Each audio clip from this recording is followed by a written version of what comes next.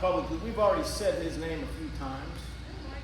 We have, it might be on. I might have it. Is it not on?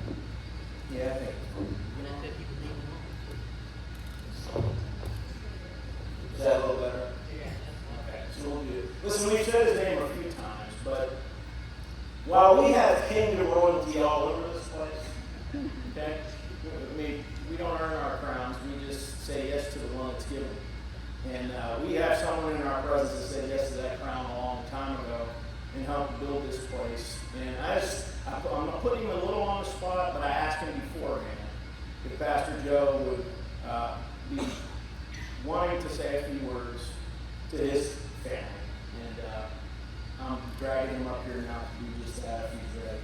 I let him just say a couple words. So, and a round of applause for Pastor Joe. Well, I've been retired long enough, and so I'm ready to preach. But I'm so glad to be back home. And I go to a church that's huge. And I don't like the pastor much because he doesn't preach like I do, you know. And he's real soft-spoken, and he's just like, doesn't get excited. I mean, Jesus, all he had to do on Easter Sunday was say, he's alive! And everybody would have jumped up and cheered, and he didn't say that. So anyway, I'm glad to be here. So hey, you call all your friends and all the old friends, and we're talking, Pastor Joe's coming back for a couple of weeks, and so, you know, it would be good to see some old faces as well as some new ones. I didn't even recognize Brenda. She's grown up so much. But it's good to be here, and I'm just so glad that the Lord has decided me. The older I get, the more determined I am to make it to heaven, you know? And we ought to all be like that. And I hope you're excited about me coming back. Now, I'm not going to preach like Davey does. No two preachers preach alike. And I get excited when I preach. Sometimes I cry when I preach. You know, it is what it is. And so God bless everybody. And I keep praying for this church every day. That Old North is growing like leaps and bounds. And I keep wanting this church to grow. So we just keep praying, okay? And I'll see you in a couple weeks, right? All righty. God bless. Listen, I told you, pastors don't retire. Their ministries just move locations, right? He's going to be saving souls the whole rest of his life. So he never gets retired. I did also commit him to, I've got a wedding coming up in Washington, D.C. in a couple of weeks. And Pastor Joe, I think, has agreed to come back and try to deliver that message. So I'm excited about that. I'll be watching online from D.C., but I'm excited about that. Listen, we're switching now. We finally got through chapter 15 of Luke, but the problem is you're going right into chapter 16. And then we're probably going into chapter 17. It's part of this journey that we have been on. Am I still not loud enough? Let me see if I can get this fixed. I might just hold it. I know it's going to do this. Maybe I can put it on this side. A little bit better? A little better? I don't know if it gets under my chin, I get worried about screaming at it. A little better?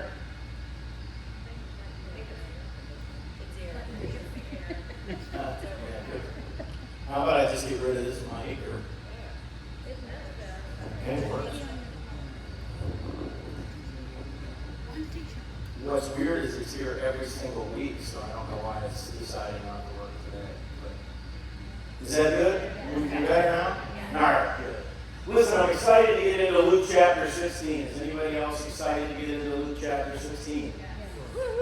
In fact, I might lose some of you right here, but if you are a Bible, I hate to even use this term, if you're a Bible nerd like me, and you like to run into difficult passages that you have to dig into to understand, this is your Sunday, and so is next week. Now, if you don't like that, what I ask you to do is just hang in there with me, because this might be one you've read several times and just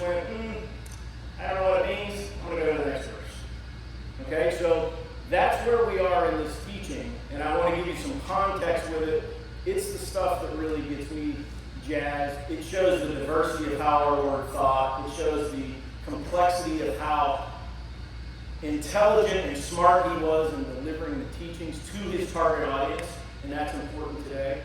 And so I'm really excited about this message. I've been kind of jacked up for the past couple of weeks because I knew it was coming. But our title for the message today is The Love of Money. But I would tell you it's probably not the message that you think it is. It's not the message that you think it is. And so let me give you a little context about our reading today. It's going to come out of Luke chapter 16, verses 1 through 8. And we're continuing on the journey of the life and the ministry of Jesus Christ. And we're taking his chronological journey and applying it to our lives. And as we've been going through that, we're coming to a place in his ministry where he is hyper-focused on his disciples, although he's just taken a bit of a detour in chapter 15, and he's told 3 straight parables to the Pharisees and the scribes. Now, he pivots back to the disciples. And it's pretty interesting what he teaches about. It's the 4th in a row, the 4th parable in a row. And if you're curious like I am, Jesus left behind 40 plus parables for us. 40 plus parables for us to learn from. And by the way, he's the only one that taught this way. He's the only one in the New Testament that teaches using parables. He's the OG, the original teacher through story. And he's the best, I think, that has ever done it. And the other thing that is interesting about this particular story is that it's consistent with what most of his parables actually do. If you remember, he made a change in the parables a while back. And he started and revealed to the disciples that he was revealing the secrets of the kingdom of heaven to the believers, while at the same time confusing and even on occasion hiding the truth from the unbelieving world. They could not hear because they would not hear. That's a terrible place to be in your life. You know, I've always thought in my life that it was until my last breath that I had a chance. And I still have that hope. We just prayed for that hope.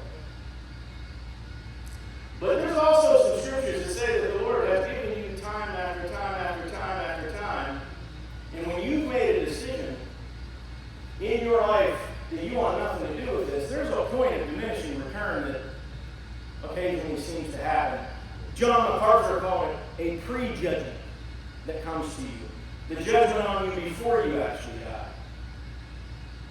I believe in my heart that in cases where we haven't really made the hard rejection, we just aren't committed to a life of faith, that he continues to work on us even while we're in a coma waiting for our miracle to happen. He's still working. But in this case, see, these Pharisees have made a decision to shut down the Lord. And so what's going on right now is I believe he's pivoting back to the disciples. He just told 3 stories of them trying to reach them. Now he's moving back and he's teaching the disciples. And to be clear, I don't want you to be discouraged about the Lord confusing or hiding truth from the unbeliever. See, to be very clear, the Lord wants every person to hear. It's why he has said oftentimes, many times, he said, those who have ears, let them hear. It's just that they cannot hear because they will not hear. And the Pharisees certainly fit that description. In this parable, there's no exception to that rule. It's designed to help the sons of light, as he describes us.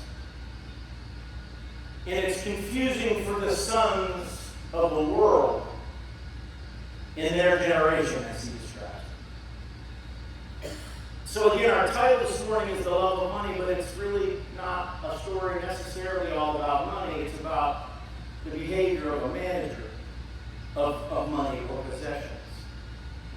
And what's amazing about the story is it's a very popular story.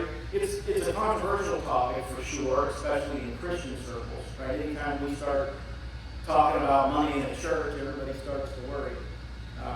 I'm not going to come after your wallet today. That's for sure. That's not what the message is about. But money's the topic. And it might be surprising to you to know that not only did he do 40 parables, 1/3 of those parables were about the topic of money in some way, shape, or form. A third. A third of them have something to do with money, because I think he wanted us to know what to do with money, how to use money to live. More importantly, how not to let money damage what it is we're trying to accomplish as believers. Right? This journey that we're on as disciples has a lot of potential pitfalls. Scripture says that money isn't evil, but it is the root of all evil. I think you can exaggerate all of your bad behaviors. I mean, to give you the resources to do all the bad things that you otherwise would do. Sometimes, not sometimes, but someone quantified that if you live to be 85 years old, most people have spent 50 of those years worrying or thinking about money. 50 of your 80 years. And I think, how sad is that? If we've spent that much time worried about our finances, worried about our bank account, worrying about our retirement, worrying about how we can afford our house, worrying about how much we're getting in a raise for the job, what I'm getting paid in this job, how I'm going to keep the lights on. Like, if we've spent all of our life worrying about that stuff, and I think it's true, but it's sad. It's sad because when we all draw our last breath, not one of those pennies go with us. None of it matters. See, our Lord understood this, and I think he realized that most of us needed help with this topic. So many people live, eat, breathe, live, think, right? They base their entire daily action. Every element of their life is generated around making money. It's about securing their future, their financial future. See, we can't live with money, and we can't live without it. And I think the Lord knew we needed some help along that journey. I can tell you, speaking for me personally, I needed help with this story. I needed it 10 years ago. He decided to throw a heart attack in to kind of get my attention. I've told you all before, but like when you are on your back and you're looking out the back of an ambulance window and your life is leaving you, you're not worried about what's in your 401k. And it doesn't matter. And it doesn't matter. All the money in the world doesn't get you out of that. You call out to the only one that can help in those situations. And I pray that none of you have to meet the Lord that way, but some of us, we went kicking and screaming that way. He knew we needed help with this. He knew we needed guidance in this capacity. But our story today is only partially about money. It's also about how disciples are to act versus the rest of the world. We're to act differently than the rest of the world. And on the surface, it has been confusing to some, both on the theological side as well as critics. It's been confusing because it seems that the main characters in this story are worldly examples that aren't really good. They aren't good people. They're devious. They're evil. And it also seems that both the manager or the owner in the story that Jesus creates, as well as Jesus, they seem to praise this devious action that this guy takes. And you might have read that story. It might have been confusing to you, but I would tell you that's not what it's about. That's not it at all. The Lord isn't praising the actions of the devious manager. He's using it as an example of what not to do. And we'll see that as we go through the story. One little side note about why Jesus uses this evil person, if you will, this worldly person, this manager, if you will. Why does he use him to teach his disciples? Well, I firmly believe there's a couple of reasons for it. The first is, in business and in life, I think you can learn from good and bad managers. I think you can learn in both cases. The bad ones in my career, you had to endure them, and at least they were an example of what not to do. You chalk it up as, well, I'm not treating people that way. I didn't like that. That didn't motivate me. I'm certainly not using that as a carrot. That was much more of a stick. I didn't need the stick. I resent the stick. Some people need a stick. Most people like a carrot. So you can learn from the bad ones too. The good ones, though, you relish them. You steal shamelessly from them. They're the example that you can incorporate into your own style. And you steal shamelessly the good things from them. And if nothing else, you just had that great example in front of you. But I think that when we are wise, we can learn from both good and bad examples. And I think what we see here is Jesus, on occasion, teaching by using the example of what not to do. My dad always used to say, and I always laughed at it, he's like, do as I say, not as I do. You know, and I think in this case, we're getting an example of what not to do. We're getting an example of what not to do. And I also believe in this story, Jesus is teaching us through the lens of this bad manager and these bad actors on what he wants us to do instead as his disciples. So, big setup for our reading today. If you can please rise, we're going to be in Luke chapter 16, verses 1 through 8. It's a little bit of a longer read today, so if you need to stay seated, please feel free to do so. When you get to verse 1 of Luke chapter 16, it begins with, he also said to his disciples, there was a certain rich man who had a steward, and an accusation was brought to him that this man was wasting his goods. So he called him and said to him, what is this I hear about you? Give an account of your stewardship, for you can no longer be steward. Then the steward said within himself, what shall I do? For my master is taking the stewardship away from me. I cannot dig, and I'm ashamed to beg. I have resolved what to do. But when I am put out of this stewardship, they may receive me into their houses. So he called every one of the master's debtors to him and said to the first, how much do you owe my master? And he said, 100 measures of oil. So he said to him, take your bill and sit down quickly and write 50. Then he said to another, how much do you owe? And he said, 100 measures of wheat. And he said to him, take your bill and write 80.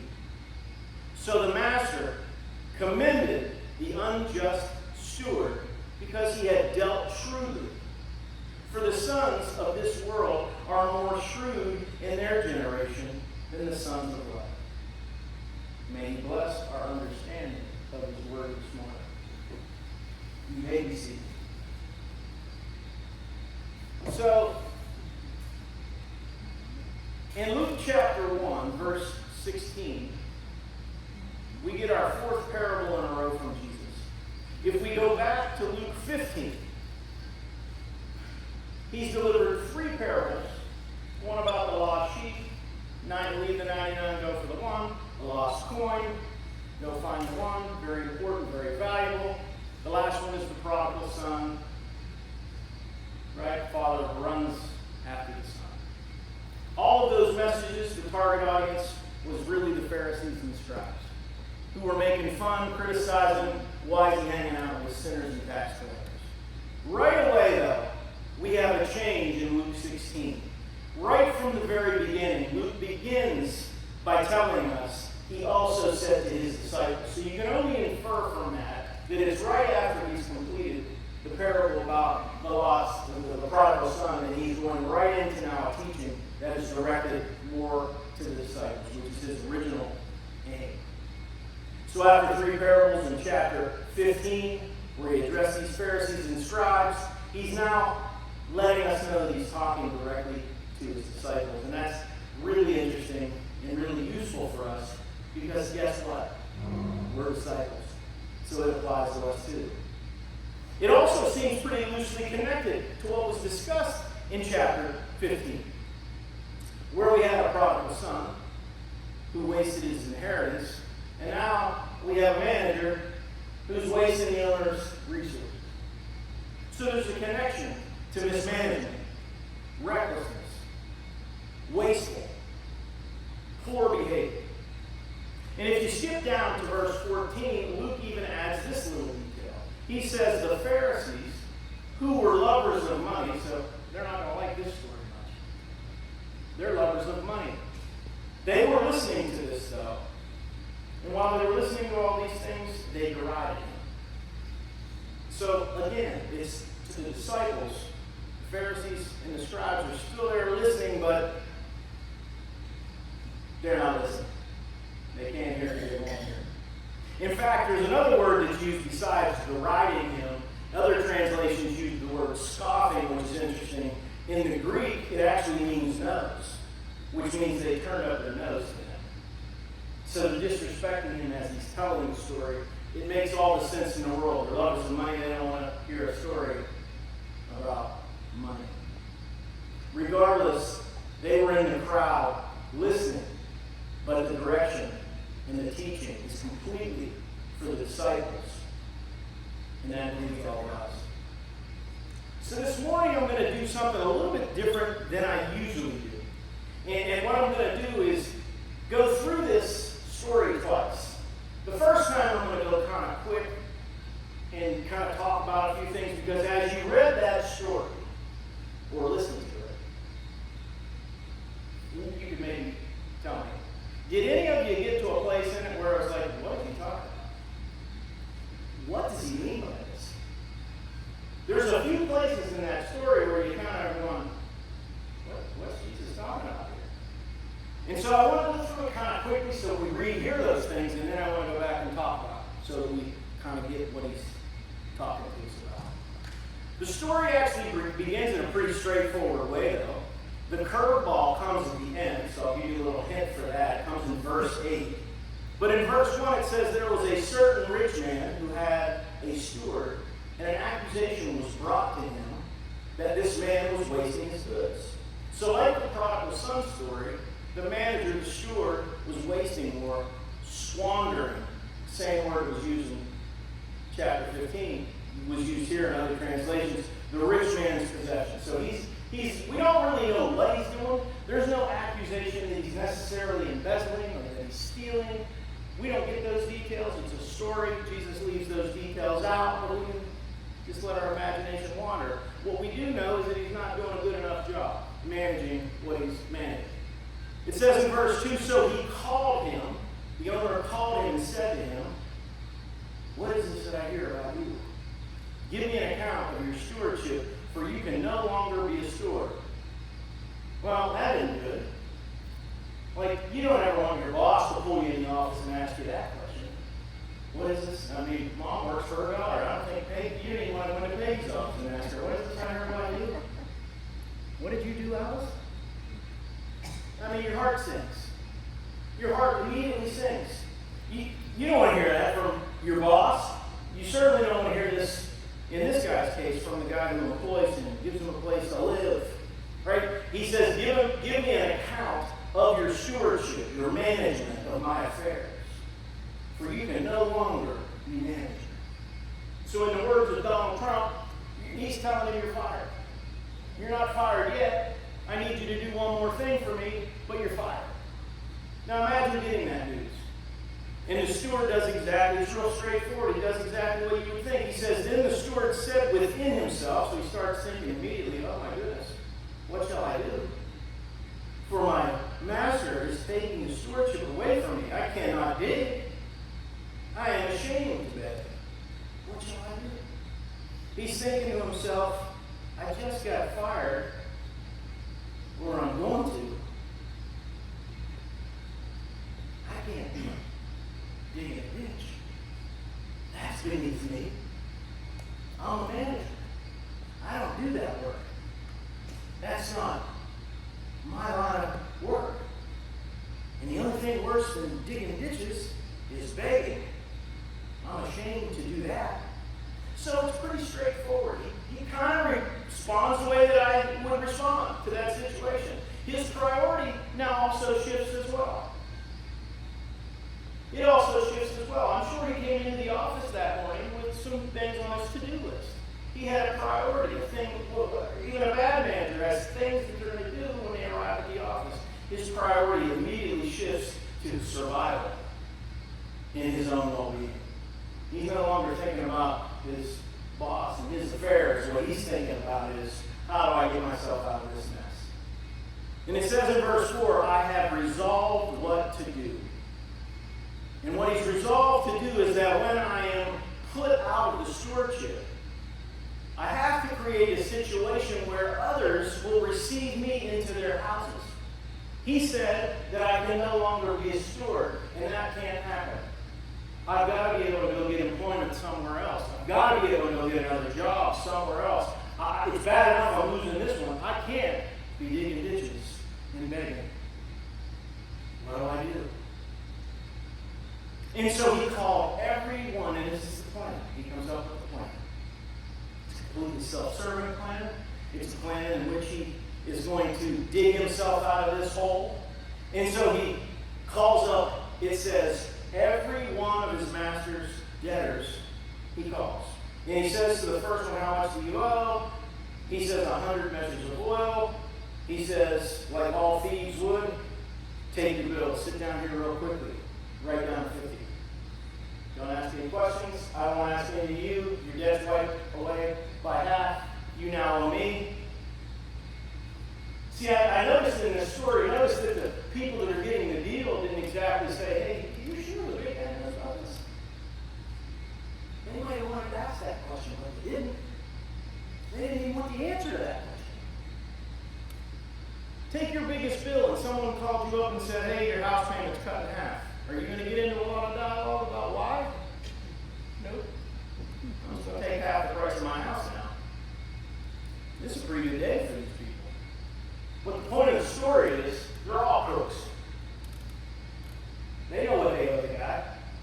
The only one that doesn't know what he's owed is the absentee manager, who put this guy in charge and not keeping control of his books. So as a businessman, I try to be, that is a really bad way to run any business.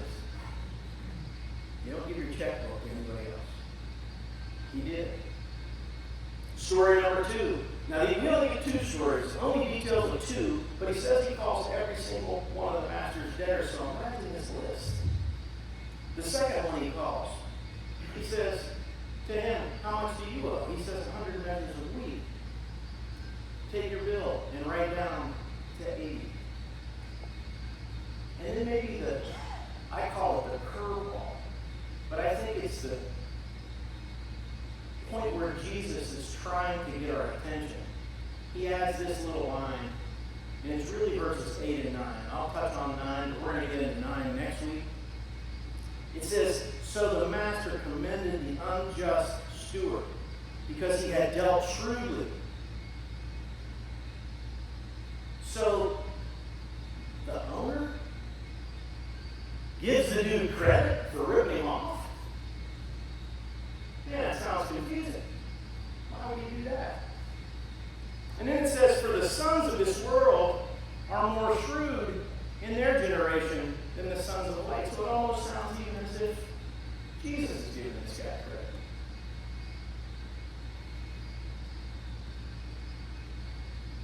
Well, that's the early setup of our story. I wanted to go through quickly. I wanted to tee up the curveball for you, because Jesus puts it in verse 8. He takes you through a pretty normal sounding story. Remember what he did back with the prodigal son? He took their entire world and flipped it upside down. Every single action that the father took was contrary to how any father in first century Israel would have acted. He's doing the same thing here. He's getting our attention with how he describes this story plan. It sounds like both the business owner that Jesus created and Jesus himself seems to be praising this manager for dealing shrewdly. But that isn't really what is happening here. That's really not the point. And what might be throwing us off is that you got to know what the word shrewdly means. That's really key. Your definition and my original definition isn't good enough. We got to know what shrewdly means. And then it kind of becomes a little more clear. So hang tight. You see, we got to dig into this a little bit. We got to learn what Jesus is trying to teach us here. And the point is, the Lord wants us to learn from this bad manager on what not to do in our lives. That's what it means. Now, it's really not that rare for those of us who are familiar with Jesus and his parables. It's not really that rare that he taught from this type of a perspective. He oftentimes took normal aspects of life and highlighted routine situations that people were in. And once in a while, he seemed to take pleasure in flipping it on its head. And I just want to try something here. I think he did that as a way to recapture the audience's attention. It was a strategy I believe that he used to kind of move the audience away, who was away. And they might come back to the story by saying, what did he just say? See, he's speaking directly to his disciples, but he knows, he's all-knowing. He knows the Pharisees have checked out. They're over deriding him, making fun of him, whatever they're doing. And so he throws a piece of this story in there that they've not paid attention to 90% of it. And then they hear that part and they go, what did he just do? What were the Pharisees trying to do to Jesus in every interaction? They wanted to catch him saying something controversial. And so he's so smart. He's so much smarter than they are, that he kind of almost gives this evil guy credit for ripping off his boss in a teaching in front of the Pharisees, so that they say, in their self-righteous uniform, did you just hear what he said? Did you just hear him credit? He just gave credit. I think that's what I just heard. Did you just hear that? That's exactly what I heard. Did you hear that? That's what I heard. They're plugged back into the story. They hadn't listened to the whole setup for sure. He says, this story seems to be one of those to me because on the surface it seems a little strange that Jesus would use an unscrupulous steward as the example to his story on what not to do. Or in this case, it seems like he gave him some praise. He does that, and it's more of an example for us. And it might be a little hard to see, but keep in mind that there's nothing in this parable that's secret or hidden all along the way. All the way up to verse 8, nothing about it is a hidden message. Nothing about it is allegorical or mysterious. It's straightforward until you get to verse 8. And then you get this curveball. And in verse 9, if you read ahead, it's a continuation. If you weren't listening up to that point, you're plugged in right now. In fact, when you were reading this back home, some of you might have got to verses 8 and 9, didn't know what you were reading, and you just skipped to verse 10. And then you caught back up and it started to make sense again. I would caution you that any time you get to a place in Scripture where 8 and 9 are confusing you, pull up your Google search, get into a commentary, dive a little deeper in, because that's the good stuff. That's where you start uncovering, as a disciple, the mysteries of how the kingdom of heaven are actually to work, and that's what we see in this story. It's actually pretty magical. Listen to this again in verse 8. So, the master, who's the master, by the way? He's the make-believe owner that Jesus is telling the story, right? So we're still in story mode. The master commended the unjust steward because he had dealt shrewdly. Now, what did he deal shrewdly with? In our minds, we know that he went out and he wrote down everybody's debt, so he ripped the manager off. But we don't know that the manager knows that. The manager asked him to go back and do what? I want you to get your books ready. I want you to get the books cleaned up. You're fired, but I want you to clean up the books before you go. Well, he might have went and cleaned up the books. He gave him a perfect spreadsheet that totaled up at the bottom. And here's what you're owed, and here are all the people that owe you. And he got commended by the owner. The owner just doesn't know that he got ripped off by half of his debt. The other part of this says that for the sons of this world are more shrewd in their generation than the sons of light.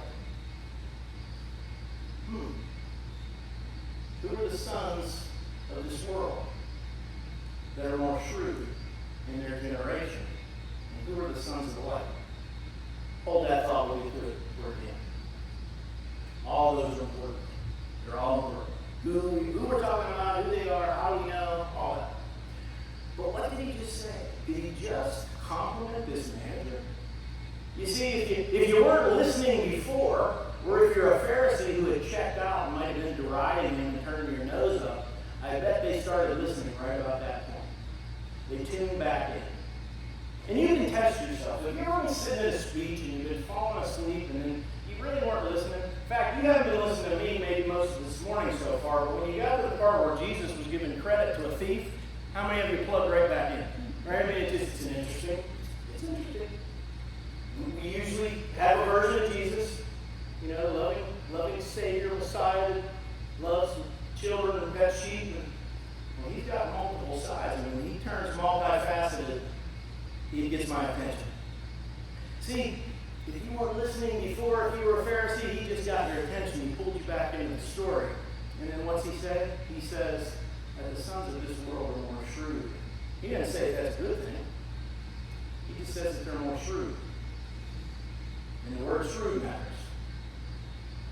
In their generation than the sons of light. And guess who the sons of light are? We are. So it doesn't mean it's good. It just means that they're more shrewd than we are. Well, that's the technique that Jesus is using here. And I just want to see, because a lot of people just want to say Jesus was just this first century, uneducated, out of Nazareth, dressing sloppy, not theologically, he just was a commoner. He's a carpenter. I'm supposed to take a carpenter's word for this? Jesus is the only one who taught this story. And he taught with such complex knowledge about the human condition and how the human mind worked on all sides, whether he was speaking to the Pharisees or his disciples. He delivered the same message that penetrated multiple hearts in multiple ways in exactly the context that that message needed to be heard. And you tell me anybody else can do that. That's only the Son of God. Only the Savior of the world can do that. He knows exactly what you need at exactly the time you need it, in exactly the dose in which you can handle it. Because most of us can't handle the truth. So he gives it to us in pieces. It's magnificent when you think about what he's doing here.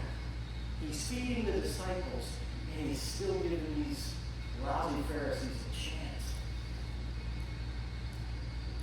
And just wait till we get to next week. Verse 9, Jesus says, and if you read this, you just blew right by this too. And I say to you, make friends for yourself by unrighteous mammon. Did you look it up? Or did you just go, what in the world? See, we might say it this way. We might say, make friends yourself by means of the wealth of this world. Unrighteous wealth of this world. Why is it unrighteous? Because it can't sustain us.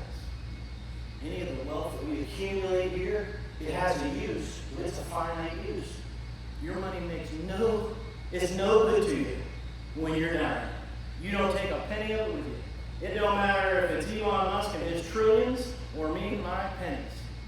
None of them go with us when we die. And he's saying, you should spend your time making friends for yourself. You should take every resource you have in this world. Who's he talking to? The disciples. You should take every resource that you have and you should place it firmly against building a Christian community in this church. Because I'm getting ready to leave you in charge of this church that's going to revolutionize the world, and you're going to start getting resources, and I cannot have you managing these resources like this man. It is magnificent. And it also teaches us next week how to apply this to our lives. What do we do with our money? Some of us have a lot, some of us have a little. Well, what are we supposed to do with it? He wants us to know. See, but for some, this bridge is too far. It's a problem. They hear Jesus saying, follow the behavior of a wasteful, deceitful, thriving, contriving, unprincipled person. I'm supposed to go and act unrighteously like this guy to make friends? That's not what he's saying. And we'll get to it. We'll know why he's not saying it that way. You got to remember that this story is told right after the prodigal son story. And this one could be titled The Prodigal Man. The son wasted his entire inheritance, and the man is now wasting this owner's possessions. And now he's in big trouble. He's got to figure it out. He's forced into figuring out how to save himself. Well, that's the first thing that we don't do as disciples, right? When we find ourselves in a jam, we don't try to save ourselves. We take it to the Lord. We seek kingdom advice before we start taking action. This guy, give him credit. He figured how to handle his earthly problem, but he didn't figure out what to do with his spiritual destination. He's in big trouble. He's forced to figure it out. So what is the point? Jesus is commending this behavior? No, he isn't commending the behavior. The deceitfulness of this thief, at a minimum, though, he's recognizing the creativity, maybe, the problem-solving skills that this guy had put in place. Maybe you can stretch it and say that he was giving him credit for that. But I don't agree that that's what he did. I don't agree that that's what he did.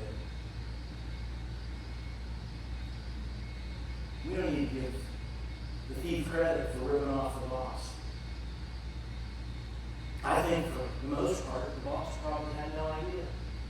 As an absentee manager, he had no idea how much debt he was owed. And so when the guy brought back the books, he had cleaned it up. Fine, I need you to go now. We don't know that the manager was ever a thief. There's no reason to believe that the owner would ever think that he was a thief. He might just have been a difficult boss and didn't like the way that the guy behaved. We just don't have any of those answers, so we don't want to add context to this. But let's go back. Let's go back and review it one more time.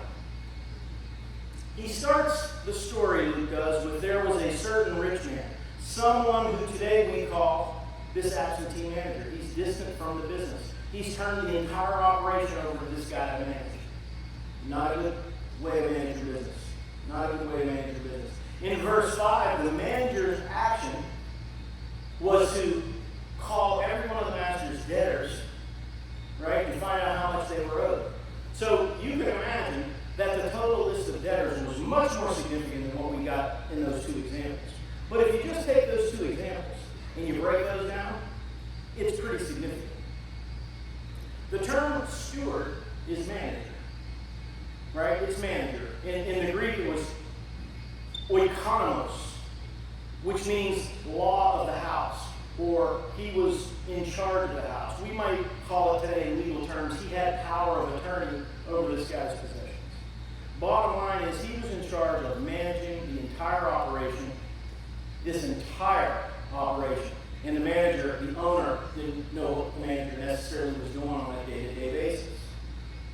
And quickly, the manager must have been doing something to mess up. We just don't know exactly what it was. Jesus described that it was reported to the owner, right, that this man was wasting his goods. It actually said there was an accusation brought to him.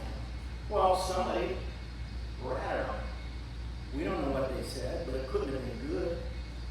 It couldn't have been good. We aren't told what the issue is. We don't know whether he was embezzling or why he was mismanaging. We just know that he was mismanaging. Well, what is this that I hear about you?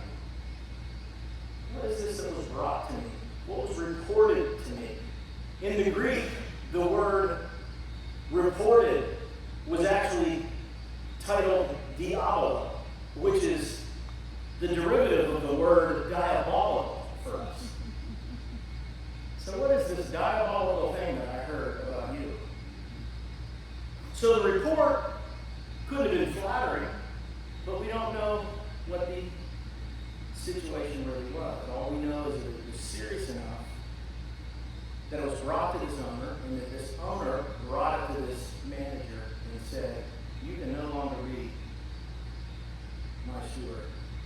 you fire him. Now, what he should have done, if you've ever been in a position, and I've had to hire and fire in my life, if you've ever had to fire somebody for insubordination or whatever it is, a best practice is not to give them a 2-week notice to further screw things up. You fire them, and they, right, it's, hey, pack up your stuff, you're done today.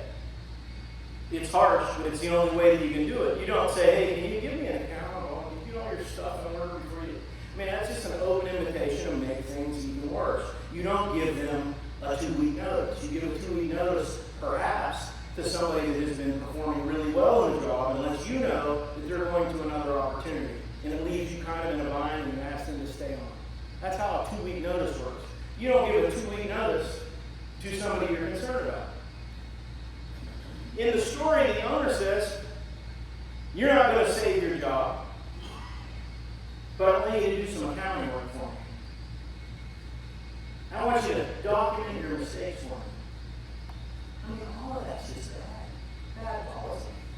I mean, you hire somebody else to figure out how to clean up his mess or give you the information that you're looking for. You're firing him, you can't trust him with that information. That's silly. That makes no sense. The other important thing to note here is that not only is this manager losing his job, he's also losing his home too. Why? A manager like this would have lived on the estate with which he managed. He would have been provided quarters to live.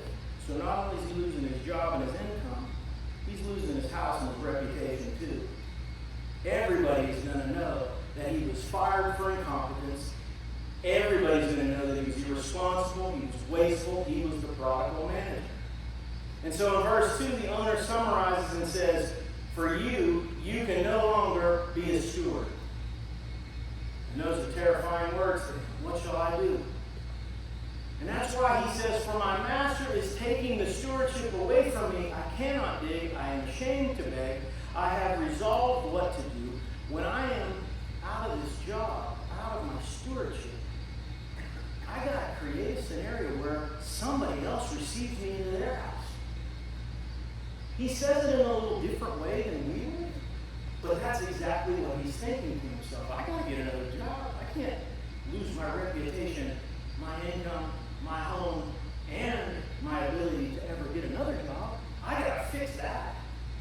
And that's what he does. When I'm terminated, how am I going to get another job? I can't dig ditches. That's beneath me. No one's going to hire me for that. And I'm ashamed to beg. He's trying to figure out how to get out of this mess. I know what I'll do. So he called up every one of these debtors. And let's quantify a little bit of what this debt looked like, because that's important. Remember, he acted shrewdly, and I said that was important. What do you think the word shrewdly means?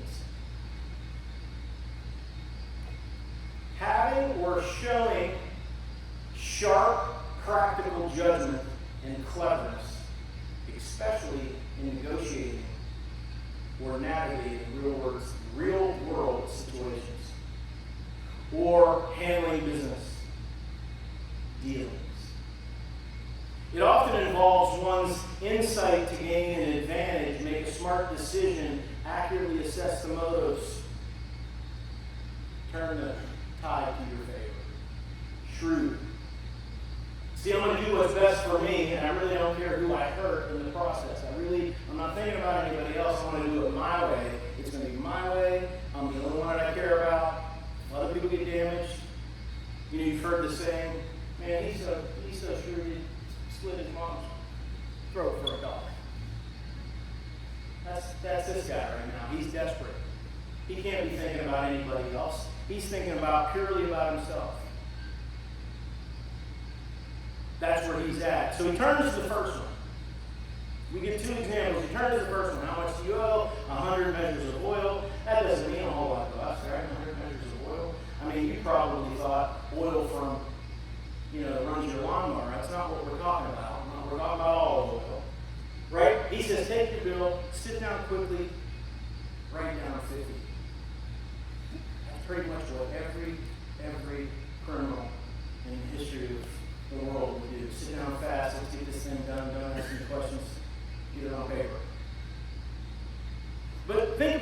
to spend. That's a pretty good deal for this guy. He owes 100 measures of oil. That could have been 900 to 1,000 gallons of oil. That would be worth 3 years' wages. It is the oil product of at least 150 olive trees. It's a big deal. This one example is a big deal. And I think about the owner who is so wealthy, this certain rich man, he doesn't even know that he has that debt.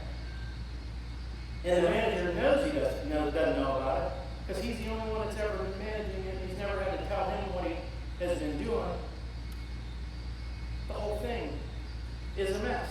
So he cuts the guy's debt in half. He sits down quickly. He signs, no questions asked. In verse 7, how much do you owe? He asks the second one. He owes 100 measures of wheat. Take the bill, write down 80.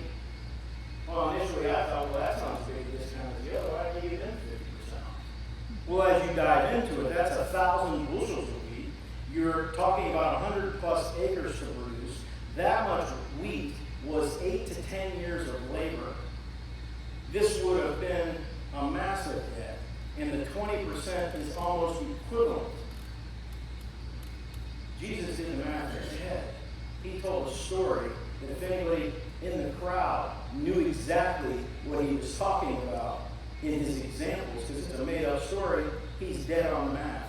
This guy is getting the same discount as the other guy. So it's a process this man is using. Every debtor gets their debt wiped in half or significantly cut, and he's going to be the beneficiary of it. Debts like this sometimes were discounted when economic disaster happened, a famine, but there's no such information provided. This guy is acting shrewdly. If he wasn't an embezzler before, he's an embezzler now. You remember what I did for you, he now can say to these folks. He's now just brought them all into his game. He's now sat with every one of these debtors and brought them into his boat. They can't go to the owner and say, hey, did you know that you gave me 50% off? Why would he ever say that? He wouldn't. But he's got the leverage now. Because he can say, you can't ever tell me that, because if you do, I'm not telling that you went along with me. Right? I just vouched for you. I did you a solid. You need to do me one now. We're in this thing together now. Now, he didn't put that in the legal language of the contract, I'm sure. He said sit down, sign quickly, but the bottom line is they're all his security money. He's making sure he's employable into the future. And up to now, this all seems to be easily understood. Until his master praises the unrighteous manager. And then you see Jesus. Is he praising this thief too? He's telling us this story. The discount is huge. The deals are struck. There's no questions asked. All that flows the way that it ought to be. Take your bill, cut it to 80. Take your bill, cut it to 50%. Now we got the owner praising him. See, there's two reasons I can figure that the owner would have praised him. But there's no reason I can see that Jesus would have. So I can only conclude that he did. And then we know that Jesus didn't praise him. See, the owner could have had no knowledge of the debt, and he just got clean books, and he said, thank you, but you're still fired. The other thing that could have happened, though, is that the owner might have been a thief himself. There's a saying that we use, game recognizes game. He realizes he got gamed. He ain't going to hate the game. He can hate the player, but he ain't going to hate the game. He got gamed. He got outsmarted by the guy he thought he was firing. And I can rationalize, at least from that perspective, that the owner would at least, he didn't like it, but hey, I got to give you credit, man. I should have kept you on for 2 more weeks because I'll have no idea what you did. So even if you do, there's no way to undo it. I don't think that's the case. I think he just didn't know. But what about Jesus? Did he praise this guy? Did he praise him? I don't think he praised him. I don't think he praised him at all. He He says, for the sons of this world are more shrewd in their generation than the sons of light. As we get into verse 9 next week, we're going to understand a little bit better what he's talking about here. But I will leave you with this. Jesus isn't giving this guy credit. We can understand the manager and why he might have. I can at least rationalize that. Jesus isn't praising this manager. Jesus is saying, people of the world, they're shrewd. More shrewd than us. We don't act that way. Not in the kingdom of God. That's not how we conduct our business. That's not how we will conduct our church. That's not how you will deal with people. We won't manage our resources in that regard. For the sons of this world are more shrewd in their generation than the sons of light. The point is direct, and the point is Jesus isn't commending the sinful guy. He's not saying sinful people should be admired. What he's saying is sinful people are selfish. They look out for themselves. It's very, very clever. It can be ingenious. It might even impress you how creative they are. But they use every resource in a shrewd way. Honesty and fairness are out the window. It doesn't apply to them at all. They don't think about whether it's fair and equitable. They think about whether they can get away with it. That's not how we operate. That's not what we do. It works for them. It's unacceptable for us. And the sinners, this owner, they might respect that behavior. The sons of this generation, the sons of this world, this generation, they might respect that, but that's not how the sons of light operate. How do we know that? What scriptures do we have that we can reference to know that? See, the world doesn't think about honest or dishonest, right or wrong. It's, can I get away with it? That's how the people of the world, but that's not how the people of the light, the sons of the light. And how do we know he's talking about his disciples? Number one, he's talking to his disciples, but we also have heard him say it several different times in the past. What does that mean, son of light? Well, if you go to John chapter 12, verse 36, you see it. If you go to Ephesians 5:8, he talks about it. 1 Thessalonians 5:5, again, talks about us being the sons of light. Disciples are being the sons of light. We're no longer in the darkness. We now represent the light of the world. They're more shrewd than the sons of light. Their generation, the sons of this world, who are they? They're the non-believers. How do we know that? If you go back to Luke chapter 9, verse 41, he called them a perverted generation. Luke 11, he called them a wicked and perverse generation. So this wicked and perverted generation, this unbelieving world, these sons of this world, they're more shrewd than we are. They're willing to hurt and manipulate whoever they have to secure their own future. And while that might be impressive to the world, that's not how we operate. The point is, the sons of light don't act that way. We don't treat people that way. We don't manage our finances that way. We don't do devious things as a church, as a Christian church, to rip people off, steal grandma's money. That's not what churches ought to do. And I apply that standard to our church. Never would I ask you to give what you more than you could. Jesus doesn't ask that either. But he's about to tell us what to invest in. And that comes in verse 9. He doesn't talk about amounts. He talks about how we should invest and what we should invest in. And I'll give you a little hint. It's about building community. We're to build our own friends. We are to create our own community where 2 or 3 are gathered, there am I also. We don't act like them. We use the resources we've accumulated and been blessed with in this world, but we use it to kingdom build. And that's what he's getting ready to tell us. I hope you come back next week. I told you this was Bible Nerding Out 101. Next week we get the full application. There are 3 of them about how we are to spend whatever money it is that we have, that we can give. The Lord gives us some really good guidance for that. And I'm excited to walk you through that next week. I love you. There's nothing you can do about it. It is awesome to see Pastor Joe and his beautiful wife. And I'm excited to break a little bread with Bud too, bro.